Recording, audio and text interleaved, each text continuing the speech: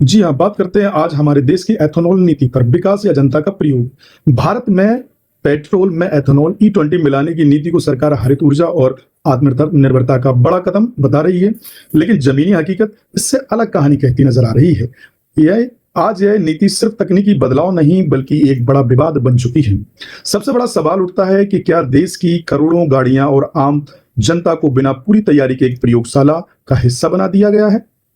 हाल ही में खुद सरकार ने सर्वोच्च न्यायालय में स्वीकार किया है कि एथेनॉल मिश्रण अभी भी एक प्रयोगात्मक चरण में है। समझ गए ना?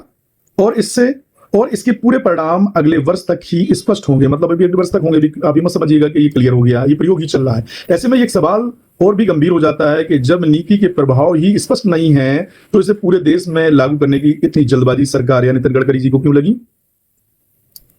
दूसरी बड़ी चिंता यह भी आ जाती है कि आम जनता की जेब और गाड़ियों को लेकर कई वाहन चालकों ने शिकायत की है कि एथेनॉल मिश्रण पेट्रोल से माइलेज घट रहा है, इंजन पर असर पड़ रहा है। खुद सरकार भी मान चुकी है कि माइलेज में थोड़ी कमी आ सकती है।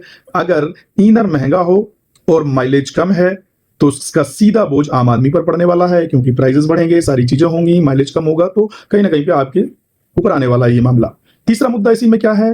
पारदर्शिता और जनभागीदारी है। विपक्षी नेताओं और विशेषज्ञों का आरोप है कि यह नीति बिना पर्याप्त सार्वजनिक चर्चा और सहमति के लागू कर दी गई है।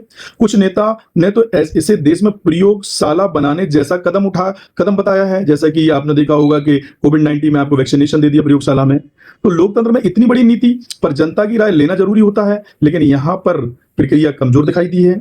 इसके अलावा जो एथेनॉल उत्पादन से जुड़ा हुआ खाद्य बनाम ईंधन का विवाद भी गंभीर है।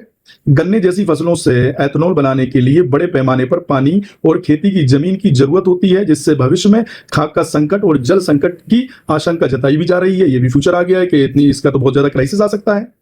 अब सरकार क्या कहती है? हालांकि सरकार का दावा है कि यह नीति तेल आयात कम करेगी, जो तेल का आयात है वो कम हो जाएगा, किसानों को लाभ देगी और पर्यावरण के लिए फायदेमंद होगी। लेकिन बढ़ते विरोध और सवाल पर यह दिखाता है कि नीति का क्रियान्वयन जो एग्जीक्यूशन में कई खामियां हैं। हाल ही में देश भर में इस मुद्दे पर असंतोष और विरोध भी सामने आया है। आपने लगातार लोगों को सोशल मीडिया से लेकर हर जगह ट्रोल करता हुआ देखा है। नितिन गडकरी जी से कई सवाल पूछने की कोशिश की, लेकिन जवाब सरकार का स्पष्ट नहीं आता है।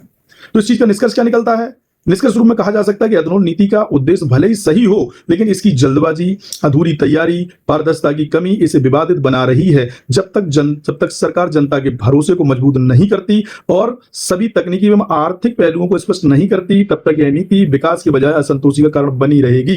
नितिन गडकरी जी ने लगातार कई स्टेटमेंट को चेंज किया। पहले का 20% मिलाएंगे, अब तो उन्होंने स्टेटमेंट ये भी दे दिया कि 20% नहीं बल्कि हम 100% तैयारी करेंगे इसकी। तो साथियों, ये हमारी रिसर्च या बात कैसी लगी? अगर वीडियो संतोषजनक आपको भी लगा हो तो इसको शेयर जरूर करिए, लोगों तक भेजिए और हमारे वीडियो को थोड़ा सा लाइक भी कर दीजिए। Thank you very much.